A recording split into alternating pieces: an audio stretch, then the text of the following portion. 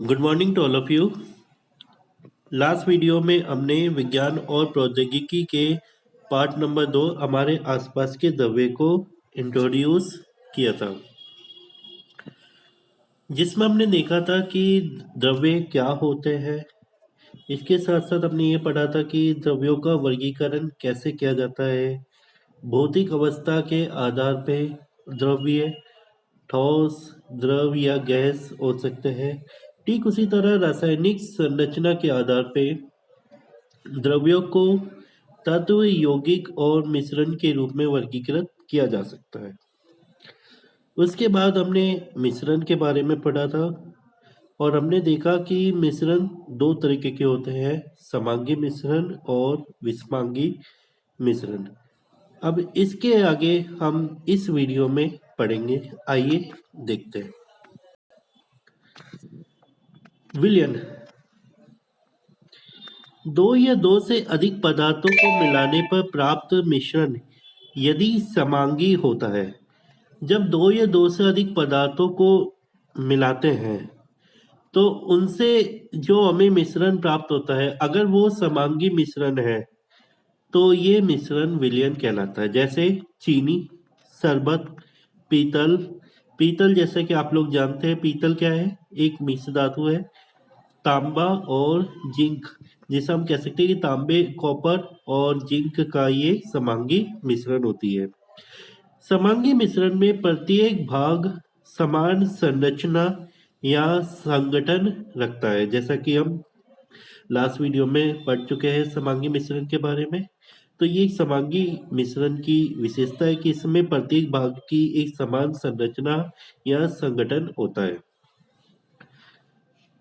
अब एक विलयन कितने पदार्थों से मिलकर बना है, इसके आधार पे विलयन द्विअंगी, त्रिअंगी भी हो सकते हैं। द्विअंगी विलयन ये दो पदार्थों का समांगी मिश्रण होता है। मतलब इस विलयन में दो पदार्थ होते हैं और ये दो पदार्थों के समांगी मिश्रण है। ठीक उसी तरह त्रिअंगी विलयन ये तीन अवयवों का समांगी मिश्रण होता है। जैसे नाम से ही स्पष्ट है, त्रिअंगी मीन्स तीन अवयवों वाला। तो ये तीन अवयवों का समांगी मिश्रण होता है। उसके बाद किसी भी विलयन में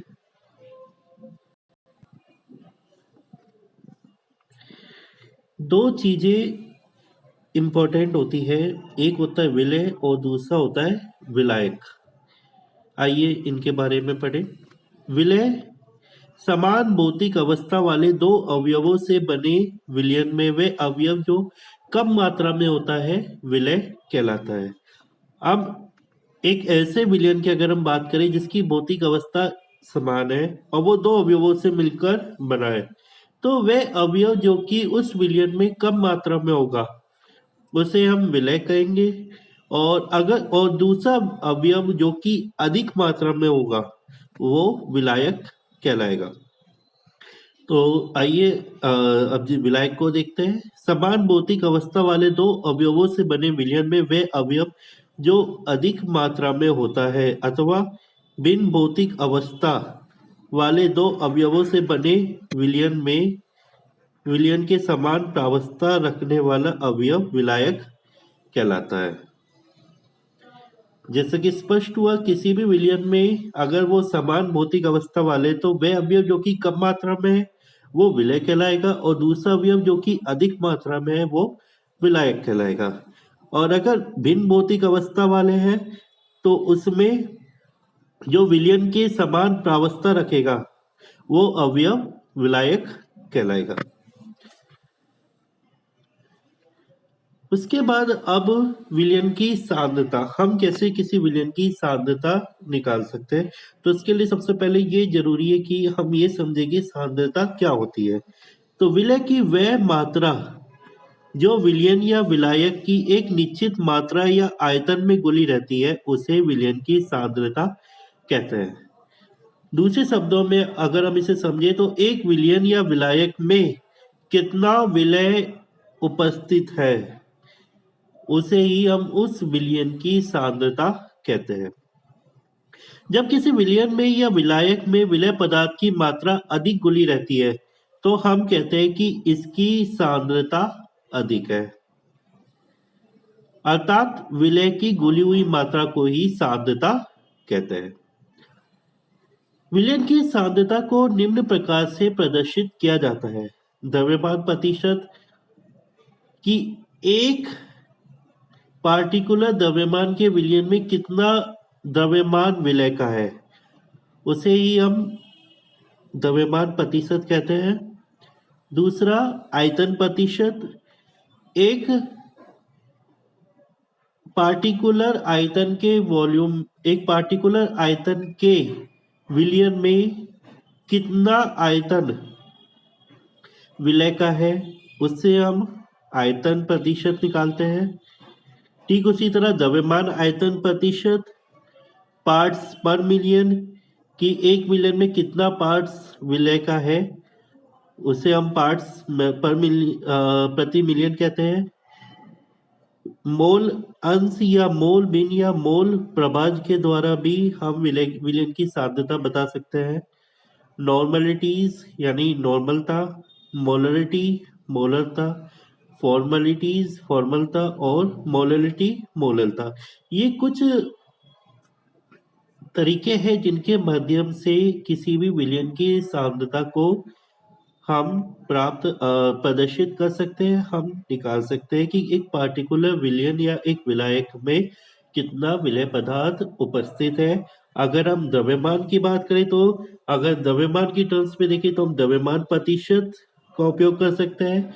आयतन की टर्म्स में निकालना है तो हम आयतन प्रतिशत करेंगे। अगर मैं मोल्स की टर्म्स में निकालना है तो उसके लिए विलयन की तुलना में अगर मोल्स की टर्म्स में निकालेंगे तो हम मोलरिटी यानी मोलरता निकालते हैं, और अगर विलायक के रिस्पेक्ट में मोल्स की करने तो हम मोलरिटी यानी मोलरता का उपयोग करते हैं। इसके बाद जो एक नई टर्म्स है दैट इज निलंबन। आइए सबसे पहले हम कोशिश करते हैं इसे समझने की कि निलंबन क्या होता है।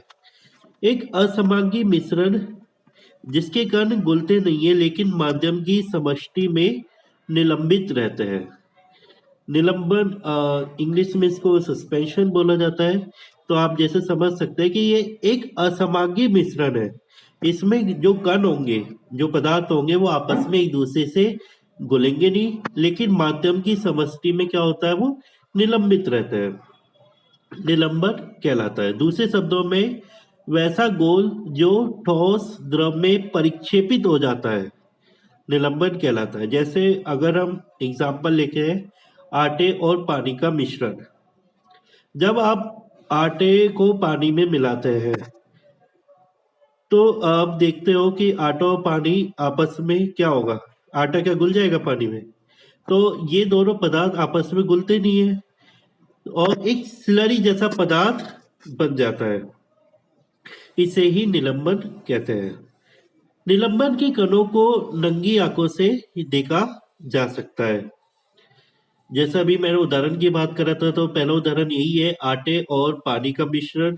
ठीक उसी तरह तेल और पानी का मिश्रण, चौक तथा पानी का मिश्रण, हवा में धूल कणों का मिश्रण, ये कुछ उदाहरण है निलंबन के। अधिकांश निलंबन जिन्हें हम प्रतिदिन पाते हैं ठोस कणों का तरल में मिश्रण है। हम अपनी दिन प्रतिदिन का लाइफ में देखते हैं जो बहुत सारे निलंबन के उदाहरण है, वो जनरली ऐसे है कि जिनमें ठोस कण और तरल का वो मिश्रण होते हैं। जैसे आटे और पानी का घोल। दो तरल को मिलाकर या तरल को गैस में मिलाकर निलंबन नहीं बन सकता। तो ये एक इम्पोर्टेंट पॉइंट है कि जब दो तरल, ना तो हम दो तरल को मिलाकर या फिर एक तरल को गैस में मिलाकर हमें निलंबन को प्राप्त नहीं कर सकते। अब एक निलंबन में क्या क्या गुण होते हैं, जैसा कि अभी हमने देखा कि पहला पॉइंट कि निलंबन क्या है, एक विषमांगी मिश्रण है, क्योंकि इसमें क्या है, कण आपस में घुलते नहीं है। दूसरा, निलंबन के कणों को नंगी आंखों से देखा जा सकता है। ये निलंबित कण प्रकाश के किरण को फैला देते हैं जिससे उसका मार्ग दृष्टिगोचर हो जाता है। मतलब अगर आप एक प्रकाश की किरण को इससे पास कराएंगे तो एक प्रकाश की किरण को फैला देंगे और अपना एक रास्ता बना लेते हैं। जब निलंबन को शांत छोड़ दिया जाता है तो निलंबन की कण नीचे की ओर बैठ जाते हैं, अर्थात निलंबन अस्थायी होता है। निलंबन की कणों को छानन विधि द्वारा मिश्रण से पृथक किया जा सकता है। अगर हमें निलंबन की कणों को अलग करना है तो सिंपल छानन विधि के द्वारा इन्हें मिश्रण से अलग किया जा सकता है। जब निलंबन के कण नीचे बैठ जाते हैं तो निलंबन टूट जाता है और ये प्रकाश की किरण को नहीं फैलाता। अब हमने देखा अभी कि जब निलंबन के कणों को हम शांत छोड़ देते हैं तो क्या होता है कि निलंबन के कण नीचे की ओर बैठ जाते हैं। तो निलंबन क्या होता है, जब निलंबन के कण नीचे बैठ जाएंगे तो निलंबन टूट जाएगा और जब निलंबन टूट जाएगा तो उस केस में क्या होगा, ये प्रकाश की किरण को नहीं फैलाएगा। तो ये कुछ गुण है निलंबन के। इसके बाद आते हैं कोलाइडल विलयन। समांगी तथा विषमांगी मिश्रणों के बीच के गुण वाला मिश्रण जिसके कण विलयन में समान रूप से फैले होते हैं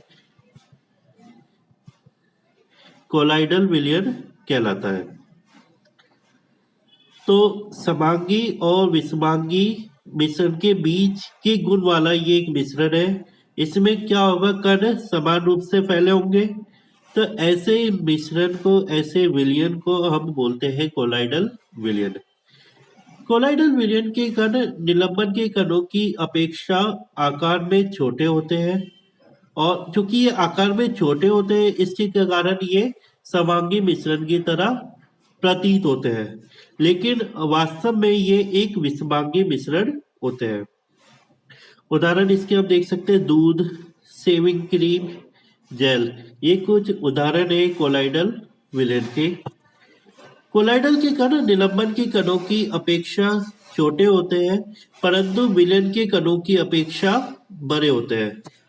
जो कोलाइडल के कण होंगे, जैसे हमने भी देखा, ये निलंबन के कणों की अपेक्षा तो छोटे हैं, लेकिन जो एक जनरल विलयन होता है उसके कणों की अपेक्षा ये बड़े होते हैं, परंतु ये कण नंगी आंखों से दिखाई नहीं देते।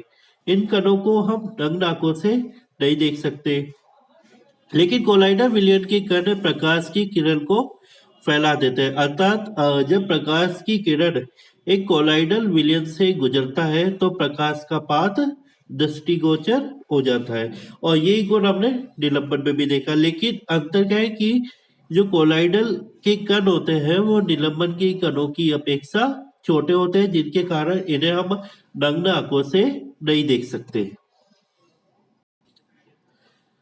इसके बाद हम देखेंगे एक कोलाइडल के क्या क्या गुण होते हैं। पहला जो गुण है इसका वो ये है कि ये एक विषमांगी मिश्रण होता है। इसके कण इतने छोटे होते हैं कि ये आंखों से दिखाई नहीं देते, लेकिन इसके कण इतने बड़े होते हैं कि वे प्रकाश को फैला सके, जिससे कि प्रकाश का मार्ग दृष्टिगोचर होता रहे। जब एक बड़ा अंतर जो हम देखते हैं कोलाइड और निलंबन के बीच में वो ये है कि हमने अभी देखा था कि जब निलंबन को साथ छोड़ दिया जाता है तो उसके कण नीचे बैठ जाते हैं और निलंबन जो है टूट जाता है, लेकिन कोलाइडल कोलाइडल के केस में ऐसा नहीं होता। कोलाइडल विलयन को शांत छोड़ देने पर इसके कण तल पर नहीं बैठते, अर्थात ये स्थायी होते हैं, जबकि निलंबन के कण अस्थायी होते हैं। कोलाइड के कणों को छानन विधि द्वारा पृथक नहीं किया जा सकता, परंतु एक विशेष विधि अपकेंद्रीकरण तकनीक द्वारा इन्हें अलग किया जा सकता है। जो कोलाइड के कण होते हैं इनको हम एक सिंपल छानन विधि द्वारा अलग नहीं कर सकते, लेकिन इसके लिए एक विशेष विधि होती है अपकेंद्रीकरण, जिसे हम इंग्लिश में सेंट्रीफ्यूगेशन टेक्निक बोलते हैं। जैसे आप दूध से मक्खन निकालते हैं तो जो बिलोने वाला काम होता है उसे ही अपकेंद्रीकरण विधि कहा जाता है। कोलाइडल विलयन के दो घटक होते हैं। ये घटक है परिक्षिप्त प्रवस्था, जिसे हम इंग्लिश में डिस्पर्स्ड फेज, और परिक्षेपण माध्यम, जिसे हम इंग्लिश में डिस्पर्सन मीडियम कहते हैं। जैसे एक विलयन में विलय पदार्थ होता है, ठीक उसी तरह विलय पदार्थ की तरह घटक परिक्षिप्त कण जो कोलाइडल रूप में होता है, तो वह कण जो कि कोलाइडल रूप में रहेगा उसे परिक्षिप्त प्रावस्था यानी डिस्पर्स फेज कहेंगे। और वह घटक जिसमें जो कल जो परिक्षिप्त प्रावस्था यानी जो कोलाइडल रूप में रहा वो जिसमें निलंबित रहता है उसे परिक्षेपण माध्यम यानी डिस्पर्सिंग फेज कहा जाता है। अब यहाँ पे हम कुछ इनके सामान्य उदाहरण देखेंगे। ये परीक्षित प्रावस्था और परिक्षेपण मीडियम के अलग अलग ही ठोस द्रव और गैस में उनके डिस्ट्रीब्यूशन के आधार पे दे रखा है। आइए देखते हैं। अगर परीक्षित प्रावस्था द्रव है और परिक्षेपण मीडियम गैस है तो ये एक प्रकार होगा एरोजोल का, जिसका उदाहरण हम देखते हैं कोहरा, बादल, कुआसा आदि। अगर परीक्षित प्रावस्था टॉस है और परिक्षेपण मीडियम गैस है तो भी इसके एग्जाम्पल एक एरोजोल होगा, जैसे धुआं, वाहन निथार यानी ऑटोमोबाइल जो वाहनों से निकलता है धुआं, ऑटोमोबाइल एग्जॉस्ट। अगर परीक्षित प्रावस्था गैस है और परिक्षेपण मीडियम द्रव है तो वो प्रकार होगा फॉर्म का, जैसा कि हम सेविंग क्रीम में देखते हैं। तो सेविंग क्रीम इसका एक एग्जाम्पल हो गया। अगर परीक्षित प्रावस्था द्रव है और परिक्षेपण मीडियम भी द्रव है तो ये प्रकार होगा इमल्सन का, जिसका उदाहरण है दूध, फेस क्रीम एक्सेट्रा। अगर परिक्षिप्त प्रावस्था टॉस है और परिक्षेपण मीडियम द्रव है तो ये प्रकार होगा सोल, जिसका उदाहरण है मैग्नीशिया मिल्क, कीचड़। अगर परीक्षित प्रावस्था गैस है और परिक्षेपण मीडियम टॉस है तो वो इस प्रकार होगा फॉर्म का, जैसे नॉर्मल जो फॉर्म होती है रबर, स्पंज, प्यूबिस जिसे झामा भी कहा जाता है। अगर परीक्षित प्रावस्था द्रव है और परिक्षेपण मीडियम टॉस है तो ये प्रकार होगा जेल, जिसका उदाहरण है जेली, पनीर, मक्खन। अगर परीक्षित प्रावस्था टॉस है और परिक्षेपण मीडियम भी टॉस है तो ये प्रकार होगा टॉस सोल, जिसको उदाहरण है रंगीन रत्न पत्थर, दूध या कांच। तो ये हमने यहाँ पे कोलाइडल्स के कुछ उदाहरण देखे। अब हमने यहाँ पे विभिन्न प्रकार के मिश्रणों को पढ़ लिया। अब हम देखेंगे कि जो मिश्रण के अवयव है, घटक है, उनको कैसे अलग किया जा सकता है। मिश्रण के घटकों को पृथक करने के लिए विभिन्न प्रकार की विधियां प्रयोग में लाई जाती है। विषमांगी मिश्रण को साधारण भौतिक क्रिया द्वारा पृथक किया जा सकता है, जैसे हाथ से चुनकर या छन्नी से छालकर आदि। परंतु कभी कभी इन घटकों को अलग करने के लिए विशेष तकनीकों का भी प्रयोग किया जाता है। आइए अब आगे के कुछ स्लाइड्स में इन विशेष तकनीकों के बारे में ही पढ़ेंगे। कौन कौन सी तकनीकें ऐसी, कौन कौन सी विधियां देखते हैं।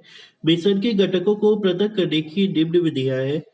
पहली, पृथक्कारी फनल के प्रयोग से पृथक्करण। दूसरा, वाष्पीकरण द्वारा पृथक्करण। तीसरा, डिस्टिल्शन, जिसे अब फिल्ट्रेशन बोलते हैं, तो डिस्टिल्शन द्वारा पृथक्करण। चौथा, क्रिस्टलीकरण द्वारा पृथक्करण। पांचवा, आसवल विधि द्वारा पृथक्करण। छठा, चुंबकीय गुण पर आधारित पृथक्करण। आइए अब हम इनके बारे में वन बाय वन पढ़ेंगे और समझेंगे। पृथक्कारी फनल के प्रयोग से कैसे मिश्रण के अवयवों को अलग कर सकते हैं, आइए देखिए।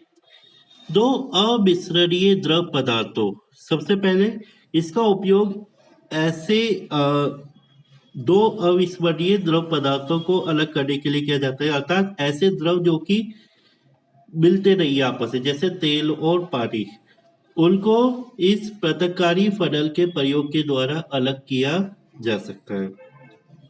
जैसा कि आप यहाँ पे डायग्राम में देख सकते हैं। मिश्रण को एक पृथक्कारी फनेल में रखकर कुछ समय के लिए शांत छोड़ दिया जाता है।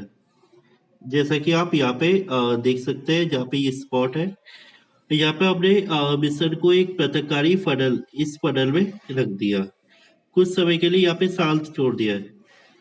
जब द्रव की दोनों परतें अलग हो जाती है, अब कुछ समय बाद क्या होगा, द्रव की दोनों परतें अलग होनी शुरू हो जाएगी, तो नीचे के भाग में मौजूद भारी द्रव, जो उनमें से भारी द्रव होगा वो नीचे की ओर इकट्ठा होना शुरू हो जाएगा।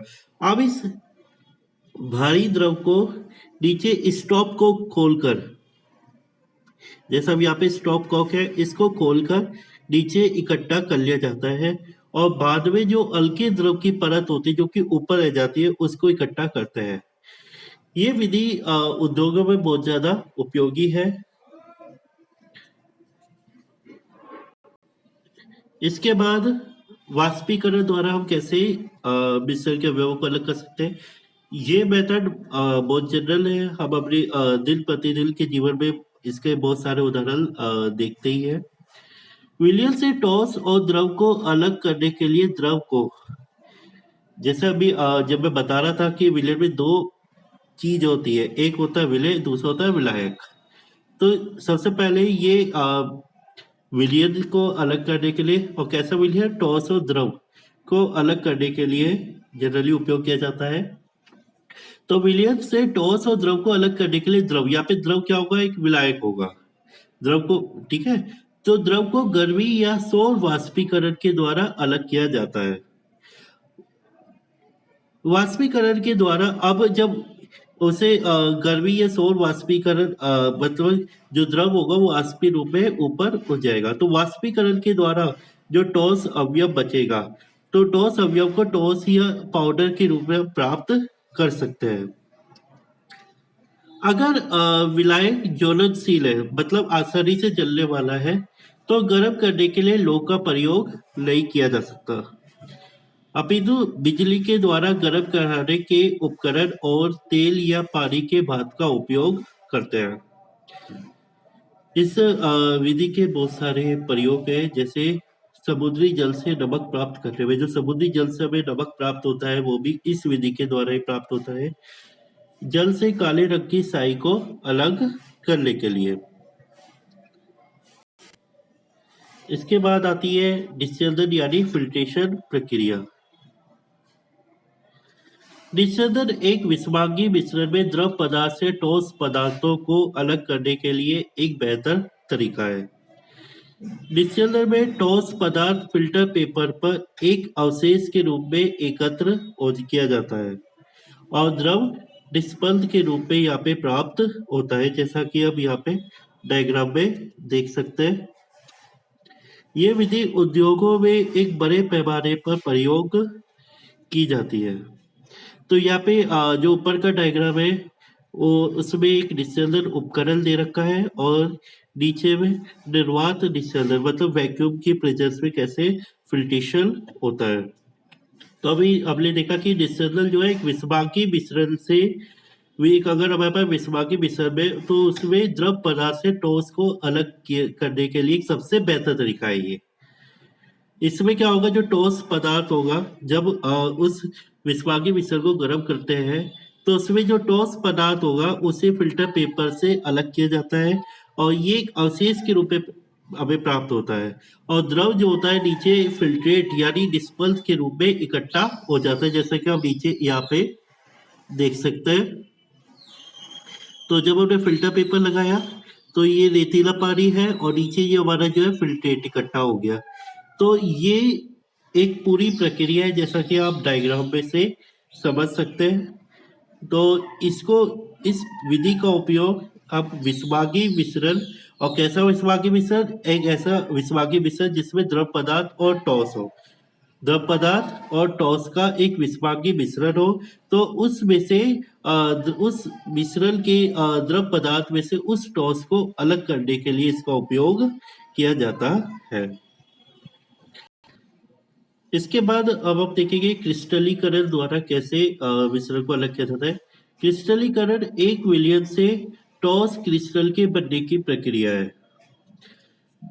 अभी हमने पीछे देखा कि डिस्पल्डर में हमें ठोस मिल गया था। कई बार ये क्रिस्टल के रूप में मिल जाते हैं, तो अब यहाँ पे कुछ हद तक इससे भी अब इसे कह सकते हैं कि उसके बाद का भी स्टेप ये कह सकते हैं। तो द्रव को ठोस से अलग करने की ये विधि द्रव के वाष्पन से प्रारंभ होती है। हालांकि इस विधि में जब विलयन काफी साल हो जाता है तो वाष्पन को रोक दिया जाता है। यहाँ पे क्या होता है, सबसे पहले वाष्पन प्रक्रिया होती है। वाष्पन प्रक्रिया में क्या होता है, जो लिक्विड होता है वो वेपर के रूप में ऊपर उठना शुरू हो जाता है। और ये हालांकि अगर इस विधि में अगर हमारा विलयन बहुत ज्यादा सांद्रित है, अगर उसमें विलय पदार्थ बहुत ज्यादा है, तो हम वाष्पन प्रक्रिया को जल्दी ही रोक देते हैं। तो इस प्रकार से प्राप्त सांद्र विलयन को, अब जो हमें एक सांद्र विलयन प्राप्त हुआ, अब इसको धीरे धीरे ठंडा किया जाता है। तो अब ये ठंडा होने पर क्रिस्टल बनाता है, जिसे निस्यंदन के द्वारा अलग किया जाता है, यानी फिल्ट्रेशन प्रक्रिया के द्वारा अलग किया जाता है। उदाहरण के लिए जैसे मिश्री चीनी के क्रिस्टल सांद्र चीनी के विलयन के क्रिस्टलीकरण के द्वारा प्राप्त की जाती है। अब हम देखेंगे कि आसवन प्रक्रिया के द्वारा कैसे पृथक्करण किया जाता है। समांगी मिश्रण के विलयन से द्रव को अलग करने के लिए आसवन की विधि का प्रयोग किया जाता है। अगर हमारे पास एक समांगी मिश्रण का विलयन है, तो उसमें से द्रव को अलग करने के लिए इस विधि का प्रयोग किया जाएगा। आसवन एक प्रक्रिया है जिसमें द्रव को आसवन फ्लास्क में गर्म किया जाता है, जैसा कि हम इस डायग्राम में देख सकते हैं। वाष्प, अब जब उसे गर्म किया जाता है तो वो वाष्प के रूप में निकलना शुरू हो जाता है। तो वाष्प को एक ठंडी नली, जिसे संगारित्र कहते हैं, के माध्यम से भेजकर द्रव को आसूत के रूप में इकट्ठा किया जाता है, जैसा कि आप यहाँ पे इस डायग्राम में देख सकते हैं। इसे इकट्ठा किया जा रहा है। दो मिश्रणीय द्रवों जैसे ऐसे द्रव जो पूरी तरह मिश्रित हो के विलयन को पृथक करने के लिए जरूरी है कि दोनों द्रवों के क्वथनांक के बीच में एक व्यापक अंतर होना चाहिए। क्वथनांक होता है बॉइलिंग पॉइंट। तो अगर हमारे पास दो मिश्रणीय द्रव है जो पूरी तरह से मिश्रित है, अगर हम उनके विलयन को अलग करना है तो उसके लिए जरूरी है कि ये जो दोनों द्रव है उनका जो क्वथनांक यानी मेल्टिंग पॉइंट है उनमें बहुत बड़ा अंतर होना चाहिए। इसके बाद आप देखेंगे चुंबकीय गुण पर आधारित पृथक्करण कैसे किया जाता है। चुंबकीय और गैर चुंबकीय पदार्थों के मिश्रण में से चुंबकीय अवयव को चुंबक की सहायता से अलग किया जा सकता है।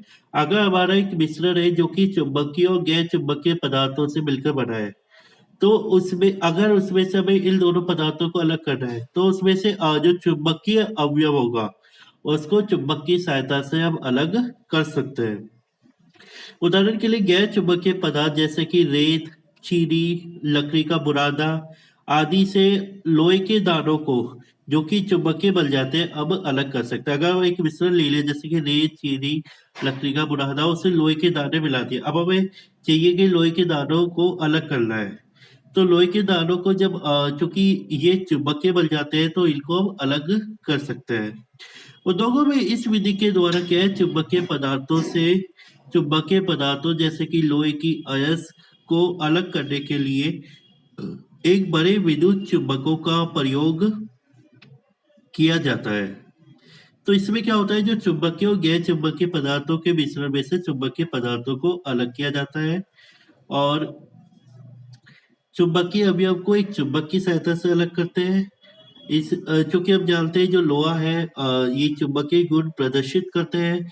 तो लोहे के दानों, अगर हम एक मिश्रण ले रहे हैं जैसे कि गैर चुंबकीय पदार्थ रेत, चीनी, लकड़ी और बुरादे का, उसमें लोहे के दाने डाल दी, तो लोहे के दाने जब उस चुंबक के कांटेक्ट में लेके आएंगे तो वो अपने आप चुंबक की तरह एक्ट करेगा और वो निकल जाएगा बाहर।